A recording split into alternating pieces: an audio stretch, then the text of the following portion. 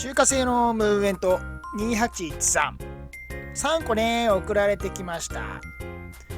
ちょっとね仲がいい視聴者さんからちょっとこれ直してくれないってことでね、今日はそれをやっていきましょう。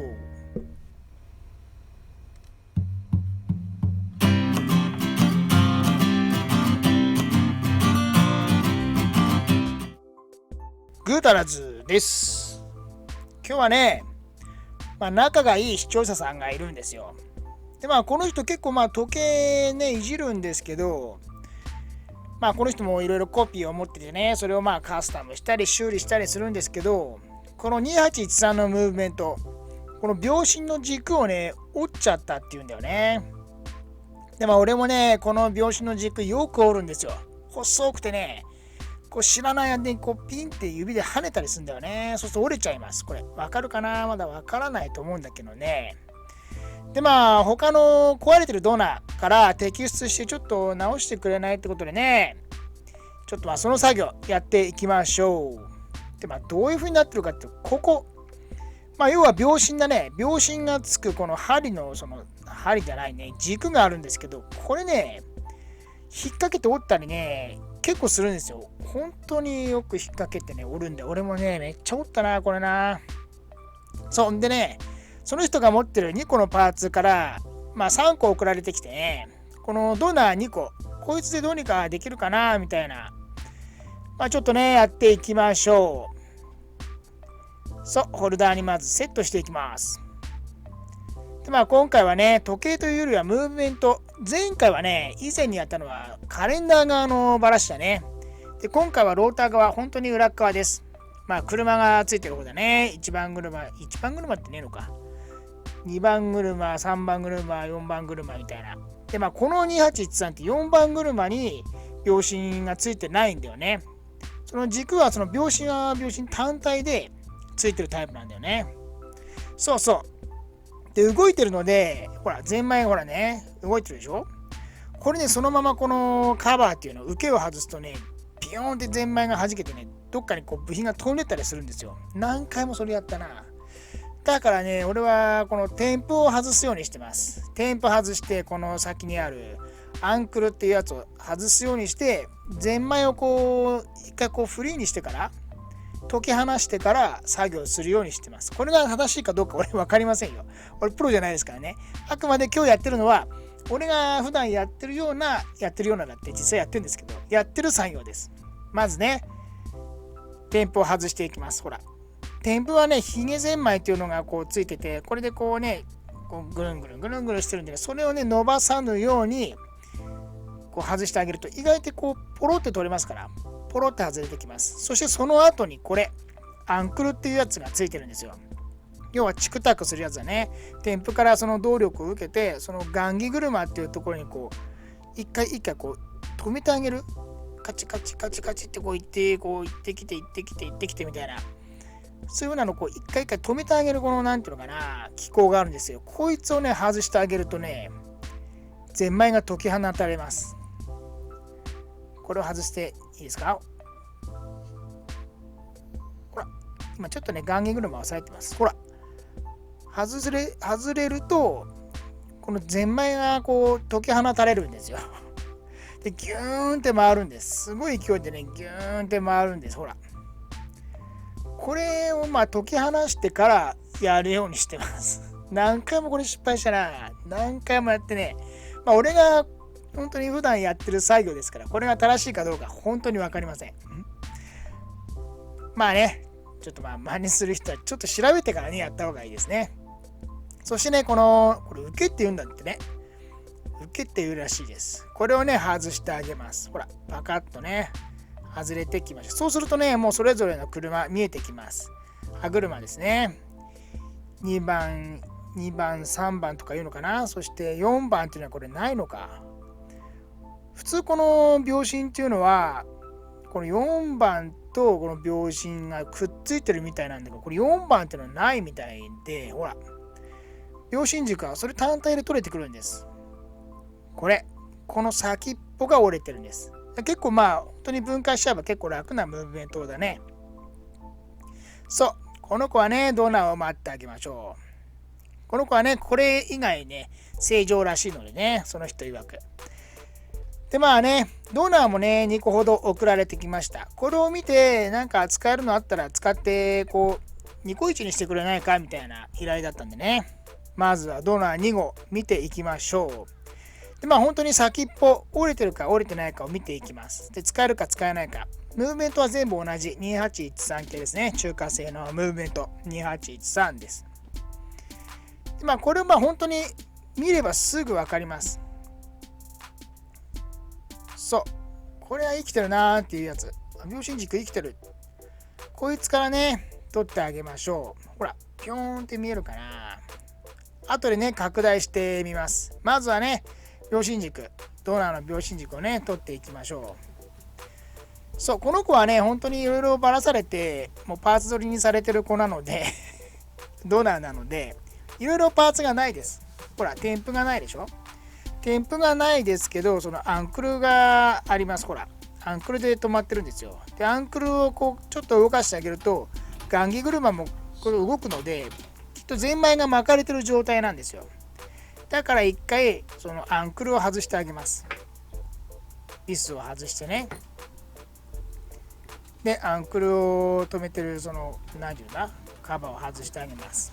これまあビスね、取っておいて、これを外してあげます。でね、アンクルをポッと取ってあげます。そうするとね、すごい巻かれてた。わかります音。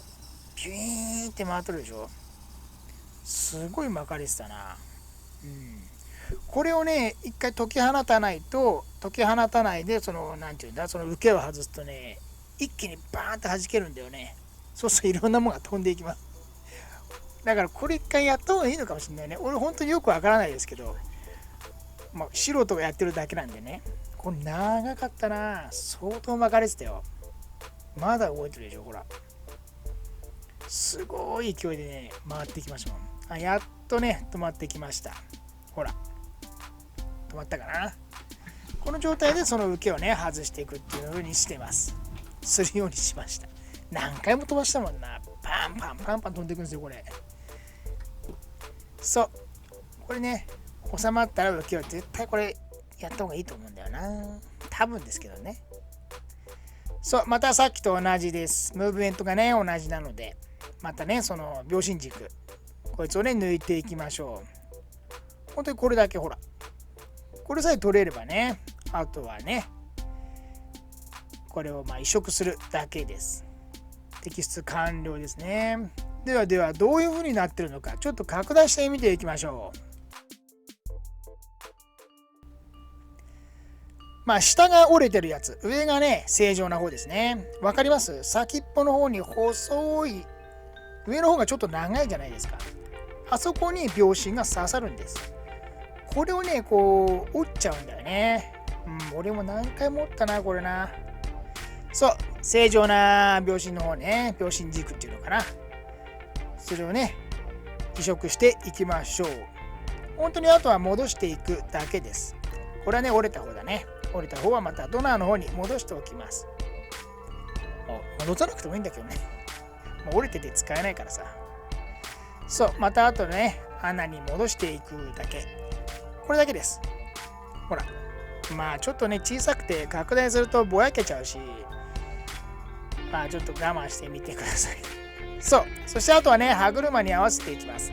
秒針軸にも歯車がついてるので、うまくこのついてるその3番車っていうのかな、あれにこううまくこう合わせてあげて、そしてこの受けをねはめていくんですけど、これがねまたはまらない。これが相当にはめづらいです。要はその各車たちあるじゃないですか、歯車たちっていうんですか、それをねこの穴に、穴石っていうんですか、そこに石もねついてますんでね、その石の穴にねこうはめなきゃダメなんですよ。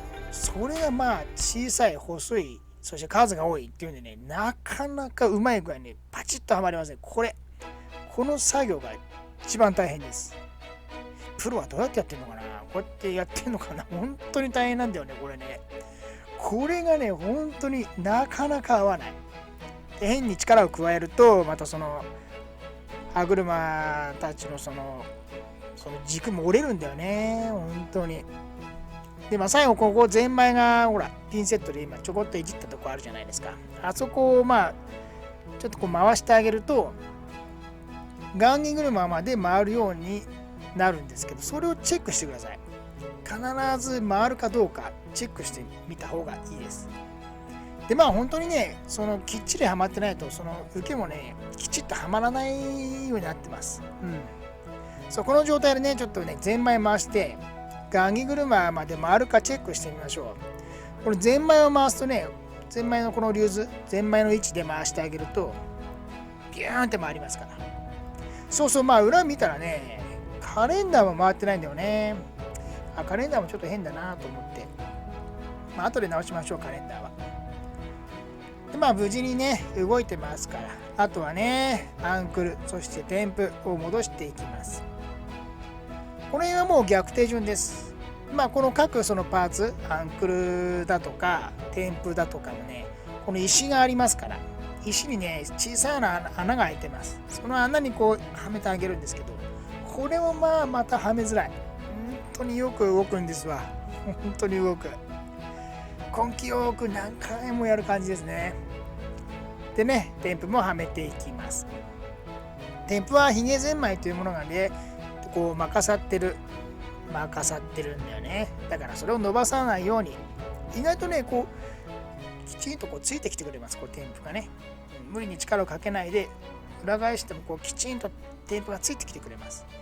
それもね、テンプもこうきちっとこの穴石にはまるとね、急に動き出します。ほら、パチッとはまるとね、急に動き出すんですよ。ほら、これ気持ちいいです。すんごく気持ちいい。このテンプが動き出すと動いてるなって感じますよね。なんかこの息吹を感じます。あとはね、テンプのビズ止めて完了ですね。裏側は完了だな。ここまでね、こう10分ぐらいの動画で、説明してますけど、結構かかる。これ本当に長い時で丸1日やってもできない時ありますからね。そのうち目が疲れてきてね。あとはローターを装着して終わりです。この281やっぱ中華製のムーブメントですけど、意外とこの作りが良くてですね、こう本当にもう整備性もいいし、パーツもそんなに多くないのでね、意外と本当に整備性がいいです。気になってたさっきね、ほらカレンダーが動かないでしょ。動かないなと思って、で、この辺はね、以前にやりました。カレンダー側の分解の時に以前にやりましたんでね、そちらの方を見てください。リンクの方を貼っておきますんでね。で、今回ね、何がダメだったかっていうと、要はそのカレンダーを動かすレバーっていうのかな、それを受けてるバネがちょっとこう曲がってたんだよね。それがダメだったっていうのが原因です。で、この辺ね、やっぱり細いパーツ、そしてなんていうのかな、曲がりやすいパーツ結構あります。だから結構ね、そのカレンダーがめくれないっていう時に無理に回しちゃうと、それでそのパーツが曲がったりとかっていう風なことも起きるんでね、この辺が意外とこのなんていうのかな、この283のムーブメントのちょっと良くないところだよね。カレンダーがどうしても動き悪いんだよね。で、これがレバーです。日にちレバーっていうのかな、これ。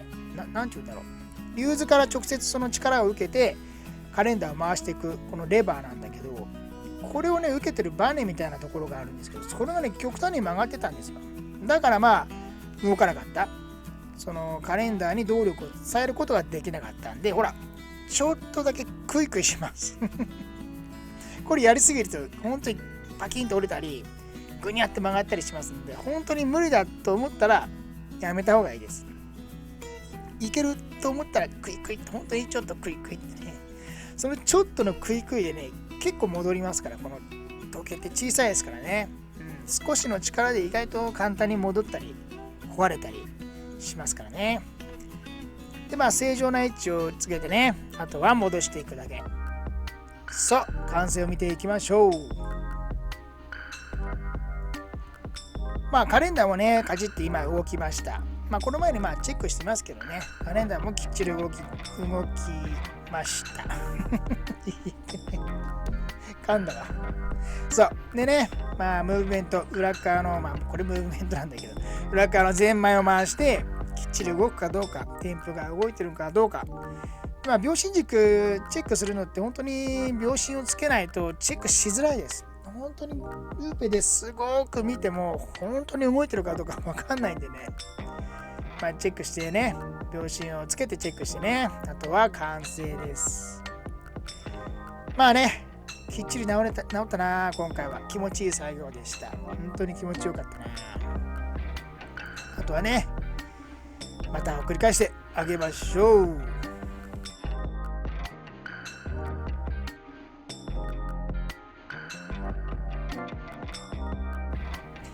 でまあ今回の作業、まあムーブメント、中華製ムーブメントの2813なんですけど、本当にこれが正しいかどうかはわからないです。俺が作業してる、いつもやってるようなその作業の風景なんでね、これが正しいかどうかわからないんでね、真似する人、参考程度に見といてください。これが正しいかどうかわかりませんからね。で、ムーブメントやっぱり他にいっぱいあるんでね、その形が変わったりとかってなると、またね、ちょっとこう、一から勉強だよね。まあいろいろこうバラしてくるといろいろわかるけどさ、やっぱりこうやり慣れてる方がやっぱりこうやってねやりやすいですけど、他のムーブメントだとやっぱりね失敗したり結構あるからな。難しいね。面白いですね。もう本当にでも時計を修理するとね疲れんだよね。目がね疲れちゃう。本当に細かすぎて繊細すぎてということでね、今日はムーブメント2813、中華製ムーブメント2813のね、修理、まあ、パーツの交換だけだったんだけどね、なんていうかな、車側だね、車側っていうか、本当にこの時計自体を動かしてる側、前回はね、カレンダー側やりましたけど、今回ね、ムーブメントでないや、ゼンマイ側っていうのかな、車側、本当に秒針、分針、自分を動かしてるところ、分解してみました。ということでね、今日はここまでになります。次回もね、また動画、いろんなプロジェクト、ますます進行しております。まあ、プロジェクトが多くてね、いろいろこうごちゃごちゃしてるんですけどね、皆さん、再生リストにね、こうまとまってますからね、そこでまた自分の興味あるプロジェクト見てください。一番いいのは全部見てください。ということでね、本日もご視聴ありがとうございました。